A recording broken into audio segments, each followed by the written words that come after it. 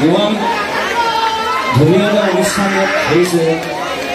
আৰু মোক ক'লে যে এইটো একাডেমি হ'ব এইটো ভাল খবৰ আমাৰ কাৰণে আৰু মোৰ অসমৰ বক্সাৰ শিৱদফা লাভলীনা স্পৰ্টৰ ভাল আমি লগ পাই থাকোঁ শিৱদফা আমি